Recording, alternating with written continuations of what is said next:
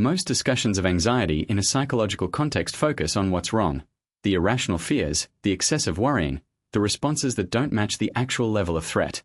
But Sigmund Freud began his taxonomy of anxiety with the type that is entirely right, realistic anxiety, which he defined as the ego's appropriate fear response to actual, identifiable danger in the external world. Understanding realistic anxiety, and what makes it healthy, helps clarify what anxiety is fundamentally for and why the other, more problematic types represent distortions of an essentially adaptive system. Realistic anxiety is the simplest and most transparent of Freud's three types. You are walking through a dark street and you hear footsteps behind you accelerating toward you. Your anxiety is realistic anxiety. You receive a serious medical diagnosis. Your anxiety about the prognosis and the treatment is realistic anxiety. You're driving in heavy rain on a mountain road and the guardrail appears damaged. The tightening in your chest and the increased alertness are realistic anxiety. In each case, there is an actual danger, the ego correctly perceives it, and the anxiety response mobilizes the organism to take protective action.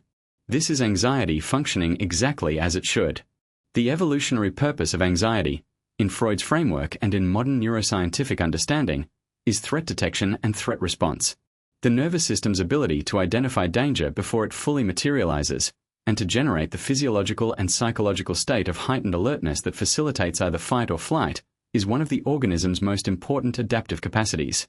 Realistic anxiety, properly calibrated, keeps us safe. Freud's signal theory of anxiety can be understood as beginning with realistic anxiety. The ego learns from experience what kinds of situations are dangerous. Through this learning, it develops anticipatory anxiety responses, the ability to detect the approach of danger before it fully arrives, and to generate signal anxiety as an early warning. The soldier who has been in combat and feels anxiety before an engagement is not neurotic. They are drawing on realistic past experience to anticipate genuine future danger. Their signal anxiety system has been calibrated by real experience. What makes realistic anxiety healthy rather than pathological is its proportionality and its connection to reality testing. The realistic anxiety response is commensurate with the actual level of danger. More fear when the danger is greater, less fear when the danger recedes. It responds to information. New information that the danger has passed allows the anxiety to diminish. And it drives action. Realistic anxiety doesn't paralyze, it mobilizes. The person who feels appropriate anxiety about a health concern seeks medical attention. The person who feels appropriate anxiety about financial instability takes steps to address it. Problems arise at both ends of the spectrum.